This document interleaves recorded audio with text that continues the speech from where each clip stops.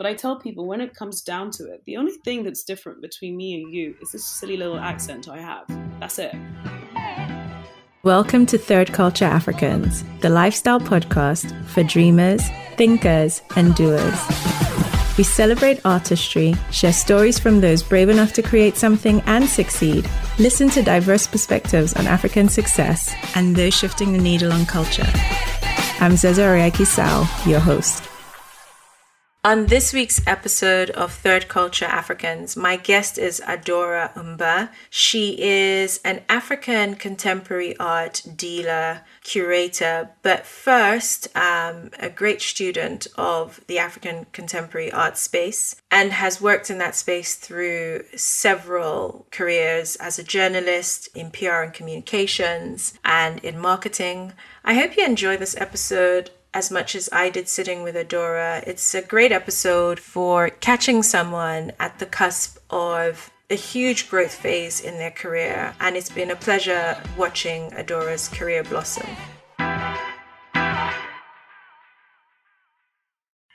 Thank you, Adora, for joining us on this week's episode of Third Culture Africans. Oh, it's lovely. Thank you so much for having me. It's about time.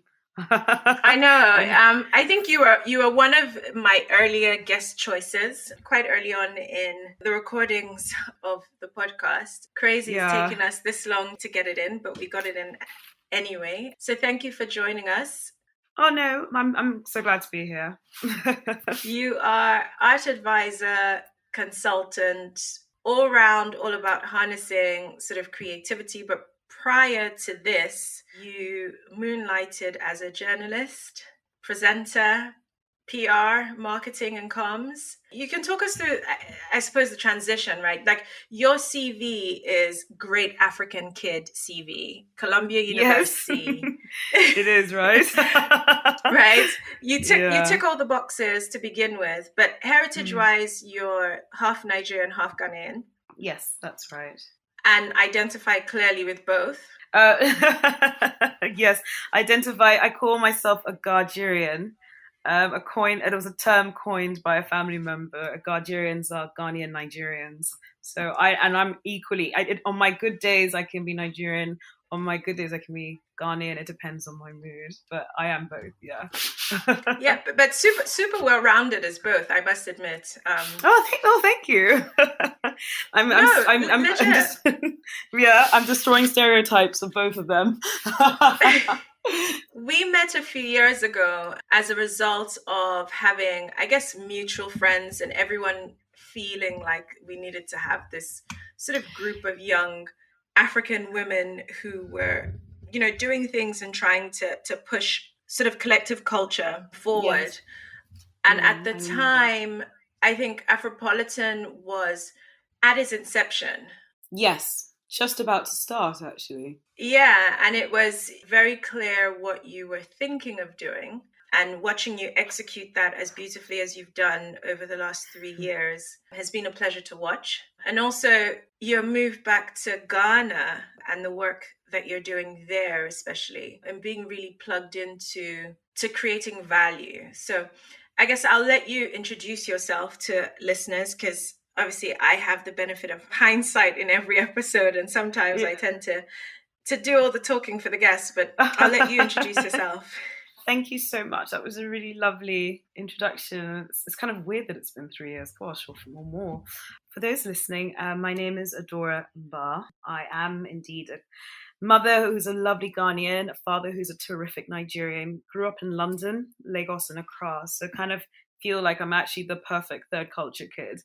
I'm incorporating 3 very different but very wonderful aspects of my identity. Yes, I'm an art advisor, an art consultant. Essentially, I buy and sell art for private clients, corporate clients. If you need art in an institution or if you need it for a project, from hotels. I've also done creative collaborations with some fashion houses for my artists, like Gucci, and just really, if you anything to do with contemporary in particular, contemporary African art, information, how to buy, where to go, what to see, who to invest in. That's what I've been doing.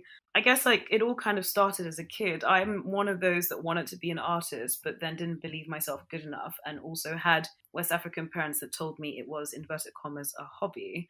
So I think it's kind of been wonderful having this full circle and coming back to it, albeit from a business side, and essentially putting all these wonderful images in people's homes or offices or public spaces. This podcast is sponsored by Malay Natural Science. Malay's products are inspired by the rich landscapes, alluring scents, and ancient wisdom of Africa. Their luxurious fragrance and body care range balances 100% natural active ingredients and scientifically proven formulas to heal, protect, and pamper your skin. Malay ships worldwide, and you can buy their products at maleeonline.com. They also offer a free sample if you'd like to try. I've basically been in an environment where I either have to speak a lot, which is perfect for me because I talk a lot, or I get to be around creatives all the time. So, even when I worked in PR and marketing, it was, PR in particular was for fine artists, not African artists then. I was representing American and European artists, but it was actually a really wonderful experience being on the other side and learning what the PR companies go through when they're promoting, and then having that as a tool for what I do now when I promote African artists. The great thing is, by being a journalist and working in African art for such a long time, like reporting on it and the business aspect and artists as well, my network is really extensive. It's actually quite amazing. There's a lot of artists that I first met at the beginning of their careers too, and we were all in it together. Like Moffat Takadiwa and other artists like this who are now very successful.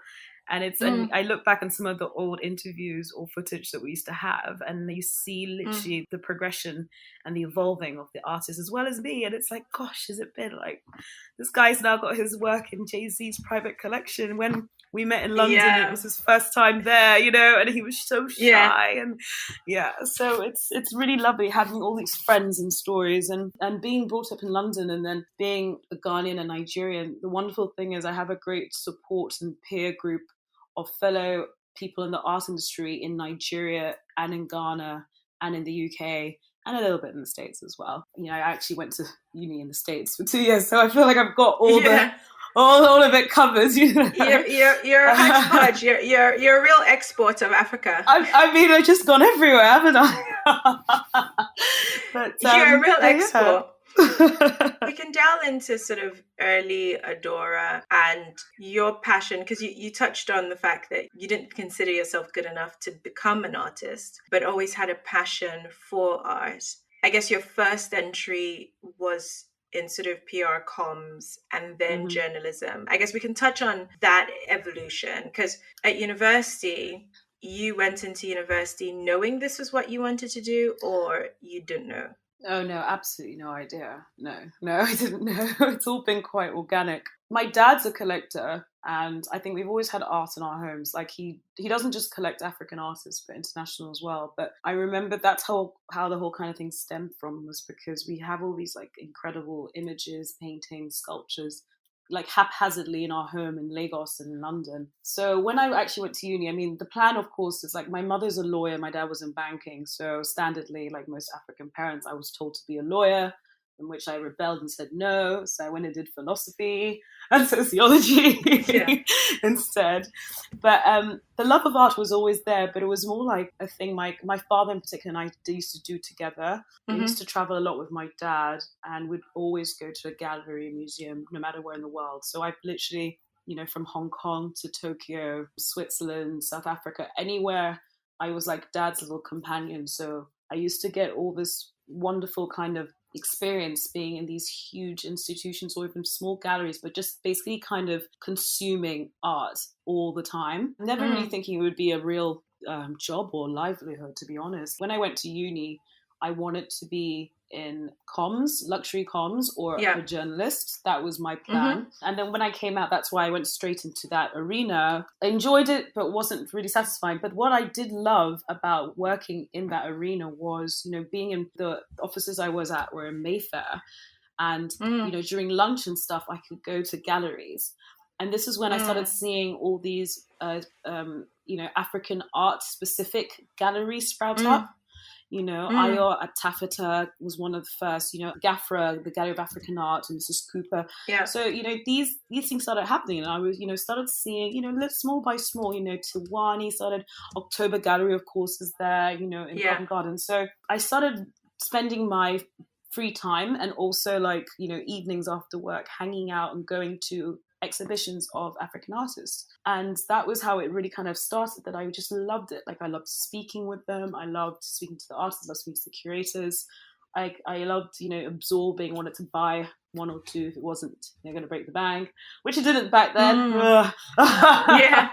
But now... No, but let's be fair, right? Even as a young person entering into the African art space, yes, in comparison to other cultures or countries or more developed spaces outside of our own, it's still disposable income.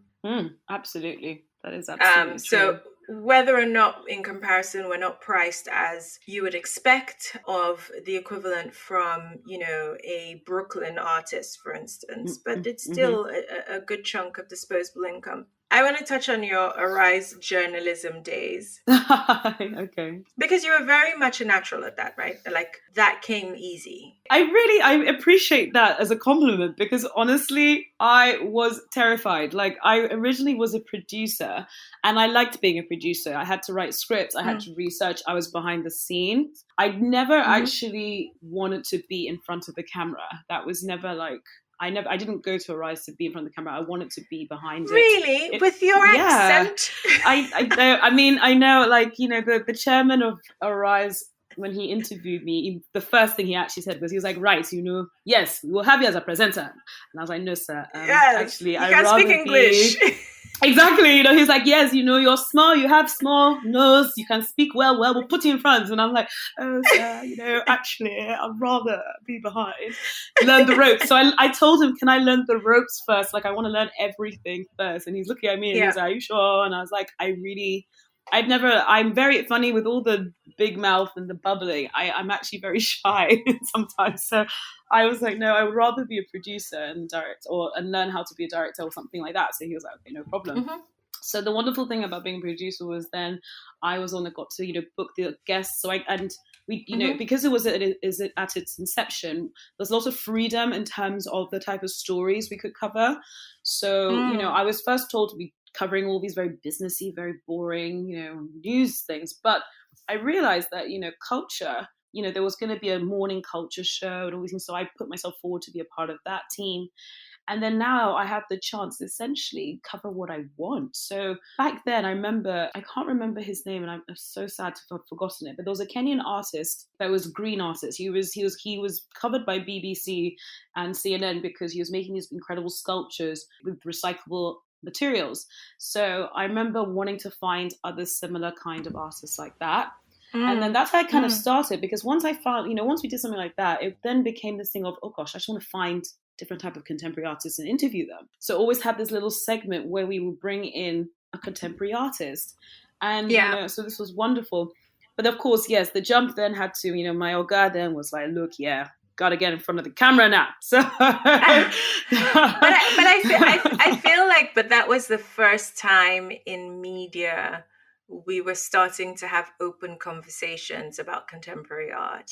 Oh yeah, especially African contemporary art. So I guess a little bit ahead of its time in terms of size of market and people who are appreciating it on a larger scale than what we see now with ArtX and 154 and participation in shows like the Armory, etc. But at the time, I think you were one of the first people to start to have conversations, even with the artists in media, in mainstream ways, as opposed to within art circles, right? Arise is a mainstream media platform. Yes, that's true, actually. I think it was because that was the time that it was all just kind of fell together. But that was the time that people, as an international, people started viewing African art and contemporary art as a viable art industry. But I think you're right, because when I think about it now, no one was really interviewing these artists. No one was really putting them anywhere.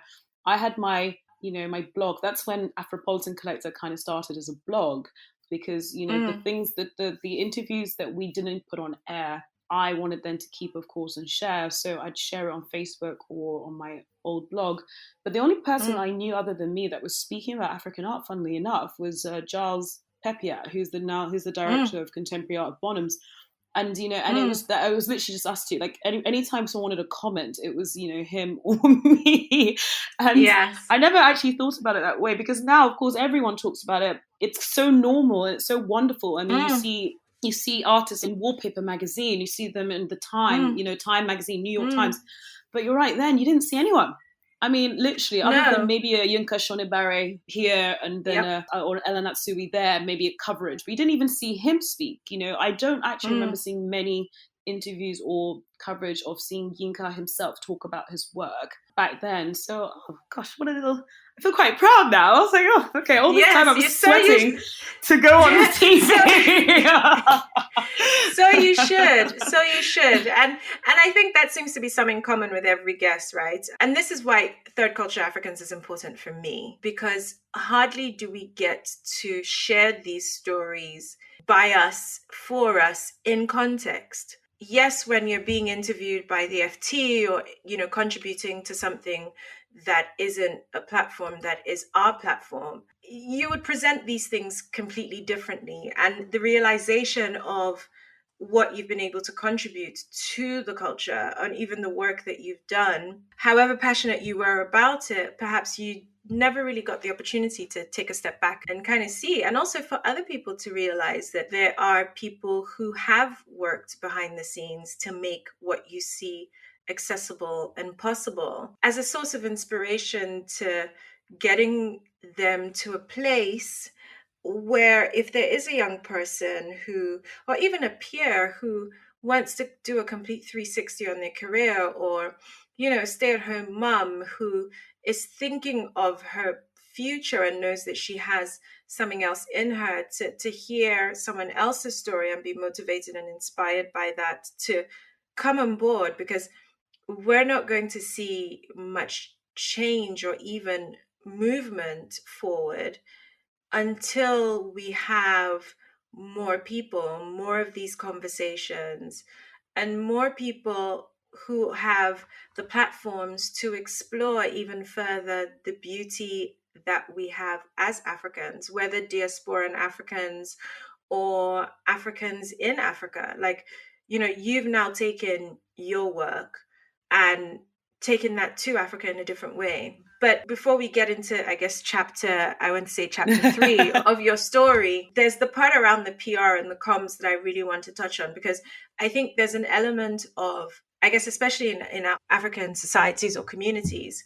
where you're not allowed to change trajectory. You're not allowed to change direction. Everyone's afraid of change, isn't it? It shows like you're not focused if you change career paths, right? Where's the progress? How are you focused? What are you doing? What are you doing? Yesterday this one, today this tomorrow one. This one. Exactly. Oh gosh, like it's funny actually, because I think with that, my parents are very different with the way I think they have brought in their little attitudes and how they raised me, because my dad was very like, you will find your path, don't stress. Because I felt that sometimes, I was putting pressure on myself, because I was never, I felt like I was one of those people that I could do a job and I could do a job really well, but I wasn't happy.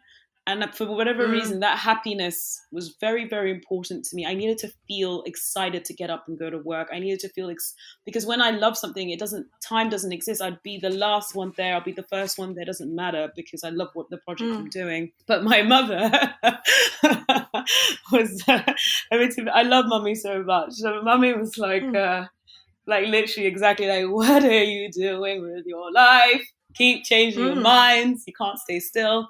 And the funniest thing is, bless her heart, but the art thing, even honestly, I will be very honest with you now, I think it's only the last 2 years or year she has accepted that it's a real viable thing I've been doing. And like, now she's the one that tells everyone about me. And it's like, oh, you have to buy art from my daughter. You have to sell art with my daughter. Blah, blah. But it took her, a while. But I think because I didn't feel afraid to because Dad was so like, you will find something that you really love. Like, it's one thing that, I've done a couple of talks and stuff here, and young kids always ask you the same thing. What did you do to get there? How did you know? And I'm really honest with people. And I said, I didn't know. I didn't know at all. It's a combination of passion, luck, timing, and focus. Honestly, I think that's kind of how it happened. There's a part of the equation that, I think would be irresponsible of us not to throw it into conversation, which is, by and large, having the privilege of having options, having the privilege of having the diverse exposure that you've had with travel, with education, with being, Pan-African or bi-African, is that a word? Coming from your heritage being two different African countries.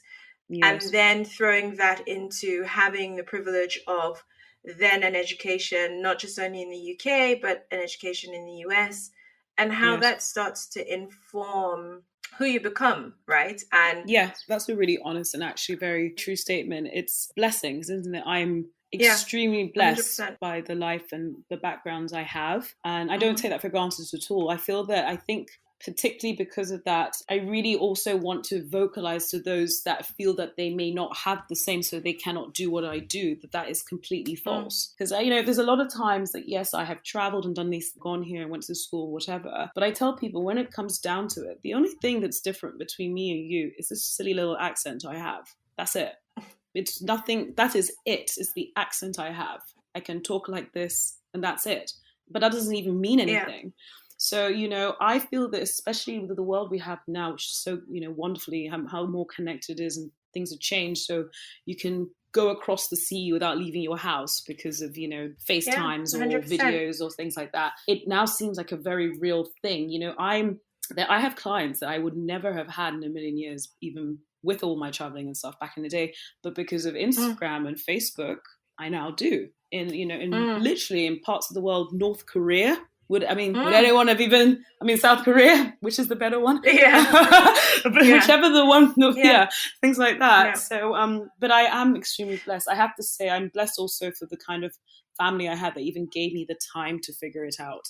That's really, I have to say that, because, some people don't even get that luxury, and that is a luxury. To be fair, you had the pressure, right? Like, oh yes, you had the pressure to turn up with the goods, right? To whom much is given, much is expected, right? We love that one, right? And yes, to then turn up and go, oh my God, I'm just figuring it out. Yeah. Excuse me. You're not allowed to do that. I think I still actually have like moments of imposter syndrome. I even do now. It's weird. We talked about that at the Collector series launch.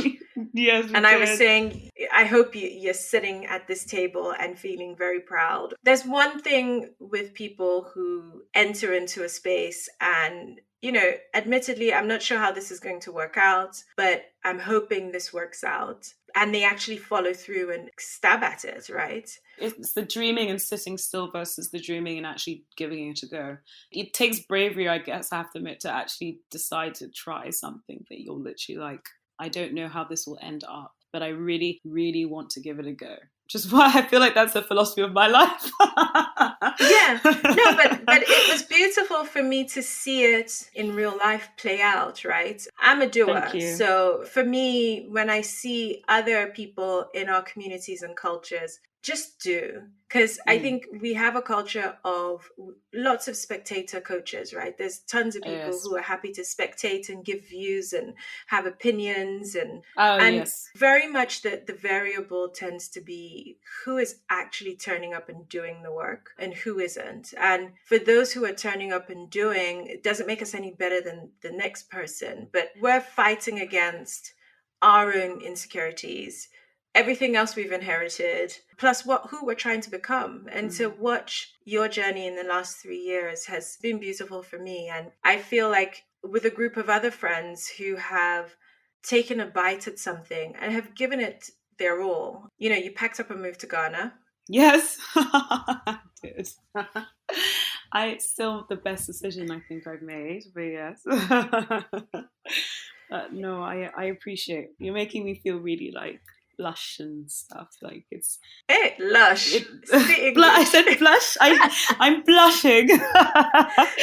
But No, but no, I'm. to be fair, right? Like a lot of people won't say pack up and move to Africa and figure it out and try and make an impact. Like we all dream in our own different ways to do it. And I did that.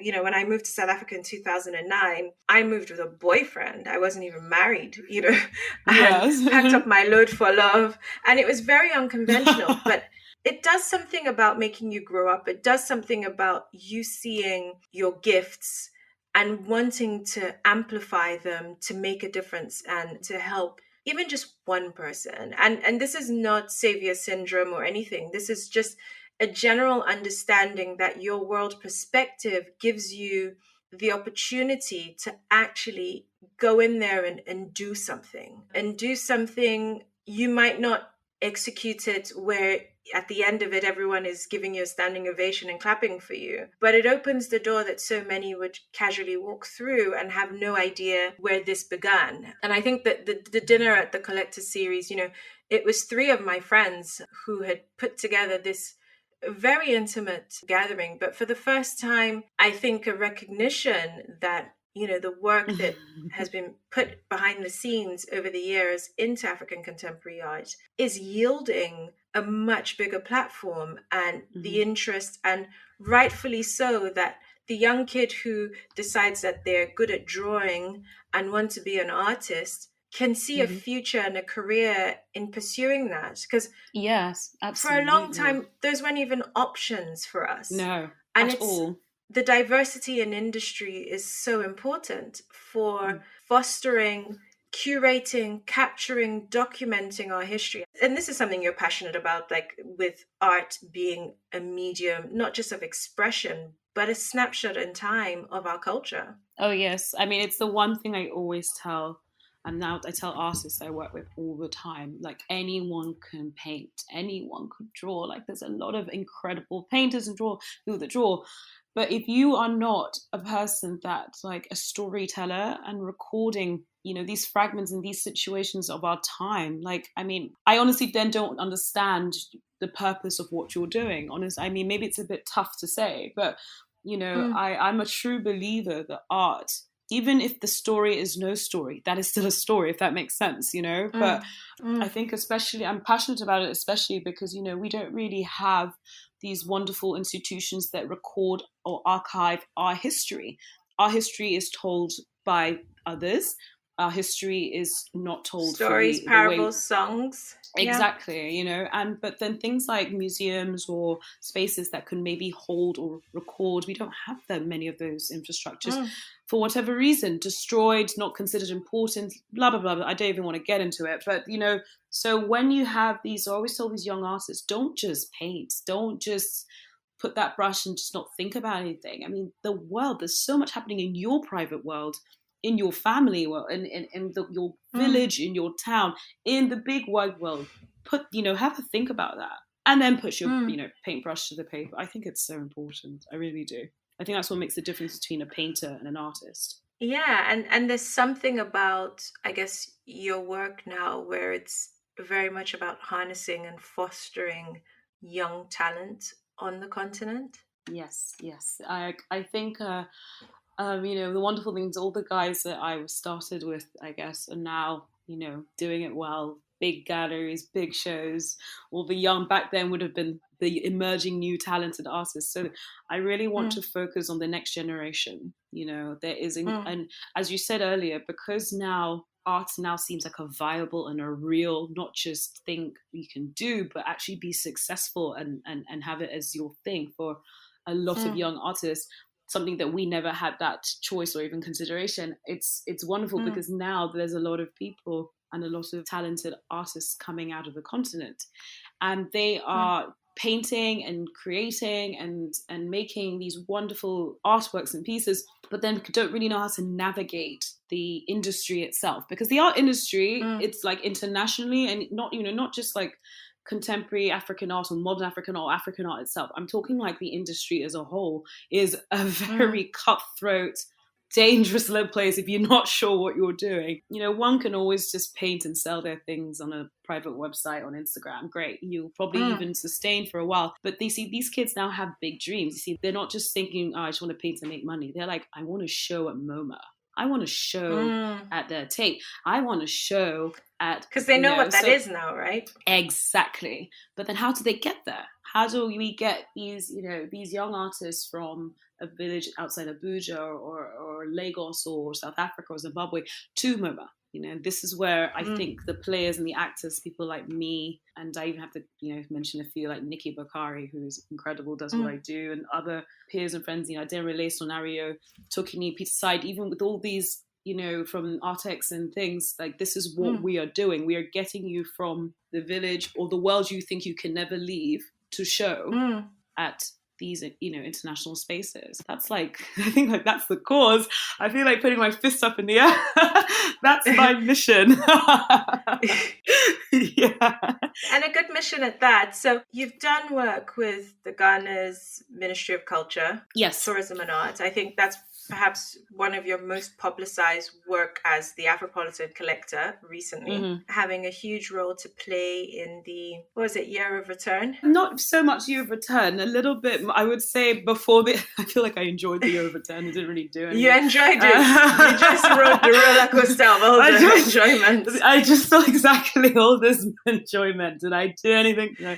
But no, it was more the beginning stages. I was instrumental in forming and being a part of the initial the infrastructures and policies for the creative arts right at the beginning. And just kind of, you know, getting Ghana used to the fact that we have a creative arts industry and it's a real thing that's viable and just, you know, and putting it on the map. I mean, that was when internationally people like Bonhams and Sotheby's, who would never, you know, always only goes to Nigeria or South Africa, for the first time came to Ghana, and we're having international artists and curators coming to Ghana in particular, not to Nigeria necessarily or South Africa. So it was just more of this kind of beginning of getting us out there, you know, just trying to get us promoting and getting us out there while trying to navigate here and also learn. You know, I didn't grow up as much here as I did in Lagos. So I felt that, to be very honest, like I felt that I moved back to Ghana rather than Lagos, where most people thought I should have gone, having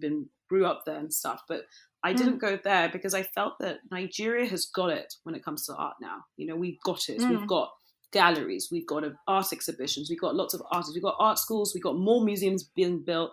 They get it, you know. Ghana don't quite get it yet. You know, we don't have a local buyer base at all. Not really sure. Art is okay, it's pretty, but who cares? That's the vibe, you know, even though it's such a country so rich with like textiles and culture, music and all these other cultural art forms. I find it crazy that they don't see that this is their thing. Like Ghana, out of all the countries in Africa, is a cultural country. That's where we thrive, you know? 100%. Let's just take the African music scene, right? Hip life, high life? Yes, exactly. Hip life and high life is Ghanaian. Like, exactly. To be fair, you guys don't get enough credit, but let's not get into the jollof rice debates because that I will tell you the truth. Me, I'm both. So you know I'm not lying. I am both, and I love both my grandmothers very much. So if I tell you that the best jollof is Ghanaian, don't at me. Don't at me. Oh, please, everyone, at her when she finally tells us what her Instagram name is, and go ham, because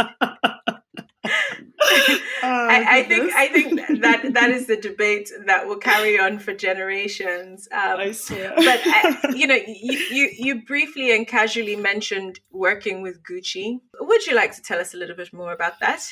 Yeah, that was really cool. I don't know, it was so random. I didn't expect it at Sandra Michelle. So basically, they were doing.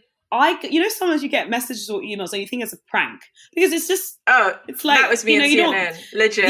Yeah, you just think it's not. You see the email. Which friend? Like, who's pulling my legs? Who's this? You know, it's like, which scam artist is this? Do you know what I mean? So I was, you know, minding my business in Accra and I'm checking my emails and whatnot. And I get an email from Gucci. And I remember being like, okay, this is bullshit. Actually, first I thought maybe it's like I bought something.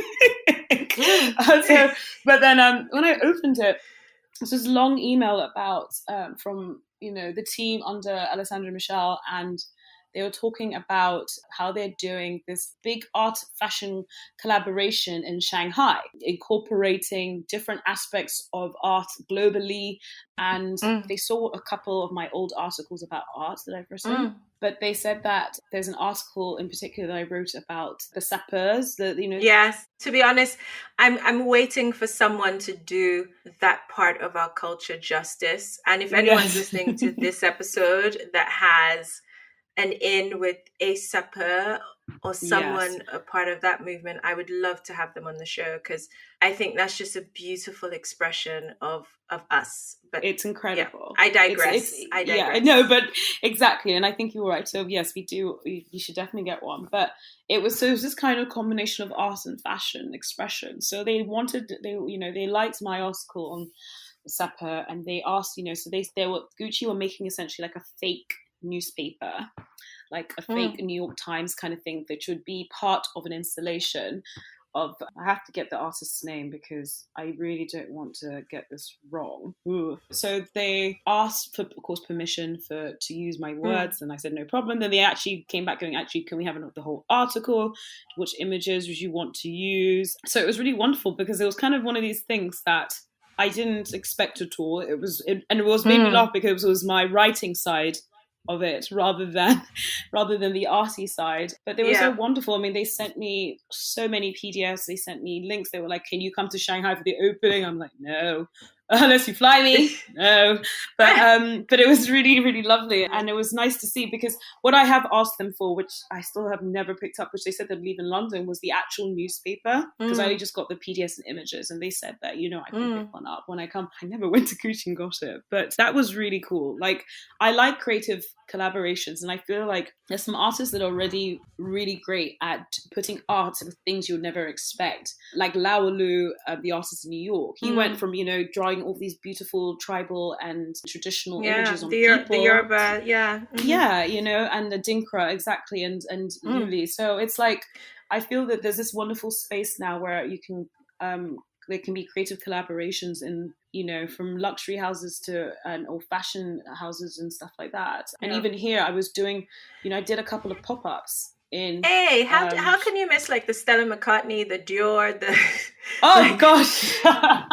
Hey, I think there's so much happening where, unfortunately, and this is where it's unfortunate, where as the owners of culture, we're almost being overlooked, and other people are now championing the cause, which I feel like, given the opportunity, and I think that's probably why I woke up one day and I was like, you know what, this idea of this podcast and having a lot of these conversations that I have in private needs to start happening somewhere where it is our voice and our narrative, and for our people to understand that there are people who have been doing great work, who have made a lot of these things, and you take it for granted in mainstream. Someone would probably see that installation by Gucci and have no idea that you contributed to that work. They would just think, oh, Gucci, they saw something in Africa. That's nice. You know what I mean? Or even you identifying with that work, or the pieces, or the inspiration, or how they've styled something, but not really understanding that actually someone else was a visionary behind that, and actually that someone else kind of looks like you. And that for me is perhaps a driving force behind continually trying to diversify our story, these conversations, to hopefully give us our own platform where the next time someone Googles, as they do, right? Because the less we document, the less we put out there, the less people and the rest of the world, when they are interested, will find. And so it's beautiful to hear that through your writing, because I was going to get there. Because sometimes people don't get how opportunities arise, right? Like sometimes you can be working on something and that thing yields nothing. Right? Like you thought it was, you bought something, come and return it, whatever, right? But you don't know where it's going to take you. You have no idea what doors it's going to open. I guess this is the question about doing something you love and making sure what you put out is not just good work, but as best as possible, great work. Your absolute best every single time is very important. I think it's like opportunity is wonderful. I'm of the school of everything is an opportunity. That's my thought process. So it can become stressful because then I say yes to everything. And now I'm learning that there are some things I don't have to say yes to. But the reason I always say yes is because I feel that especially with my journey and what I've been doing, I can go somewhere, even if there's like an event or something and I think I don't want to go, I don't want to speak it, I don't want to do whatever, but then I go, I then meet someone. The opportunity comes through meeting somebody or listening to a conversation about something. And those have happened to me so much that I would rather just, take whatever opportunity comes my way or, no matter how inverted commas small or big it is. So, local group want to have a chat with young collectors, no problem. I'll love to speak. I'll love to join. This person wants to do this, no problem. I want to do that too. So I feel like it's very important. I think, especially when working on your own, and I have found personally, working for myself and working, my own company, is that you have to be proactive. Otherwise, nothing's going to happen for you. I mean, you can have all the great ideas and whatnot, but as you said, if you don't put your best out there often, I don't know to this day how Gucci found me. I do not know how I don't know what Alessandro Michel would have Googled, or maybe it was contemporary African art, maybe it was contemporary African art expert, or maybe it was contemporary art writer, God knows. But because I have been putting my articles and things. And the quality of your work spoke for itself, right? For them to consider you. But you touched on something, which was, you've also had a transition from freelancer to company, right? Business. And I think seldomly do we talk about the differences, especially in our culture and our space. And you can perfectly build a career and a future being either or. As a freelancer, because I think in the African context, you need to have a company. Why aren't you a company? You need to have a company. Yeah, but for a while you were a freelancer, right? I will say freelancing is not a sexy job though. It's very, but then it's no different than your own thing. That's true. But yeah, I was freelancing. It was after Arise. It was when I was trying to figure out what to do with the art thing. And I knew I didn't want to go back to working 9 to 5, but I still didn't quite know what to do with Afropolitan, the blog, but I knew I needed to do something. So to keep busy, to sustain myself, everything. But I was freelance writing. So that's when I did a lot of stints at BBC Africa. And then I started writing art articles for many publications. And that was fun. But it's a weird time because, you see, I think maybe the culture and the mindset that we were brought up in, I never once stopped to think, because I really was sustaining myself and I was enjoying working with different teams and different companies and different publications. But because in my mind, it was always like, this is not it. This is just a stopover. So you've got to figure it out. I never really took time to just be like, gosh, I really did that thing at BBC Africa. That's awesome. Oh my God, I really wrote that. Really had that thing with FT. Oh my God, how cool. Because I was like, oh God, I need to set my company up. I need to do something. You don't have company. Something. What's going on? Yeah. But girl, my mother again. You started. but to be fair, you did do all those things, right? Like, why is every guest so modest, man? You guys.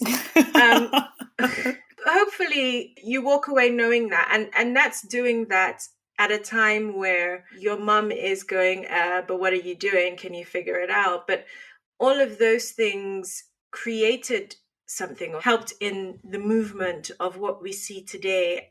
Absolutely. In African contemporary art. I don't think that's something to dumb down. We tend to have a lot of conversations around age and also ageism in entrepreneurship, especially in the African context, and how that looks. And also just our natural, I wouldn't say natural, a measure of success being tons of money. I was also going to say, and sexism as well. Gosh, let's not even forget that part too. Being a young woman working for yourself. I think we need to have part two of this episode, right? if we're going there. I remember doing like an event. Goodness, I want to say last year or the year before. And there was a discussion about sort of being a woman and funding and people's perception. And, my response to especially the some of the sexist remarks that we get often as women, whether it's your father, your uncle, your husband, who has invested in your business. An investment is an investment. They're still expecting a return. And also, without the oxygen that is investment or money, you can invest in something and it yields zero. Yes. So that doesn't. Yeah, but it doesn't diminish the success of someone who's had, and to be fair, every investor book ever written and every successful global entrepreneur will tell you the best kind of money is friends and family money, because they're less likely to sue you and end your life if it doesn't work out, right? Well, I haven't met my family, but and I'm joking. They're lovely. They would never. Yeah, but you know what I mean. And I think that comes up a lot in conversation, and I think very much it's important that we start to have these conversations, because money begets money. And let's be honest, seldomly do you go from 0 to 1,000 without anyone's help. Self-made, yes, self-made, but you have to be in the right rooms. And whether your talents take you to those rooms through writing, through journalism, through whatever it might be, there's still things that have changed your trajectory and are things that should be respected and celebrated. Thank you very much for saying that. Future plans, you kind of let me in on something. I didn't even know this, but you're working on COVID. Everybody COVID. Gosh, COVID. I think there's no one since, I wouldn't say March, it's almost like a cautionary statement, pre-COVID or without COVID. Yeah. It's like, it's become a term. It's like pre-COVID, COVID dependent, COVID restriction. Legit. I mean, you have, it's like, oh yeah, pre-corona times, like PC, like pre-corona. This was no, but legit, so right? Like legit in every business venture. I think, because we're all going through this for the first time. No one's been through this experience before. We're all putting our best foot forward. But you were working on a gallery. Can I say that? Yes. Yeah, yes, it is a gallery. You can say it. Go ahead. I haven't shared this with many people. I'm very excited. I'm just quietly working away as I'm like a mouse. But yes, a gallery. An art space. In Accra. I'll let you tell the story. Well, I'm not going to divulge much, but it's been a dream. Like, I realized that has been what I've been working towards as an art dealer and an art advisor. I've always wanted to have my own space because, well, two reasons. One, the love of it, obsessed with it, and wanting to find and partner with the most inspiring artists ever. But two, I would, as importantly, because we don't have enough infrastructures at all. So a lot of our artists are showing with, international galleries, and which I don't always think have the best interests of their artists at heart. But I want it to be a gallery that would partner with, my brothers and sisters and kind of show them and work with them to stratospheric levels in the art market. But it's incredible because honestly, if you'd asked me 2 years ago, I always knew I was going to have a gallery. Like, I'm very determined. I'm also one of those people, when I say I'm going to do something, whether luck or some people say with my juju, it happens, Sha. Anytime I want to do something or I want to be somewhere, it will happen. Yeah. So I knew I would have it. I never expected this fast. I've only been in Ghana not even 3 years. I never in a million years expected it to work out this quick. And I'm so grateful that it has, corona or not. I am so grateful that it has, because for me now it's been navigating and strategizing in a new era, and I am actually really glad that the art world has gone a lot more digital, because I was always going to have a very strong digital presence as well as the physical space. A lot of people advise me not to even have the physical space anymore because the world has changed. But there's something about brick and mortar. Maybe I'm old-fashioned like that. But I think in the context of Africa and Ghana, it's still very much needed. We still don't have enough spaces for a young kid to go and immerse themselves in culture and art in that way, and be inspired and use that. So I'm all for it. Yeah, no, I'm very excited. And as you said, pre-corona, there was a time that was supposed to open, but now one is just being patient and seeing when it's ready. But of course, I will be announcing and putting it in press and PR. I'm probably just shoving it down everyone's throats once it's ready.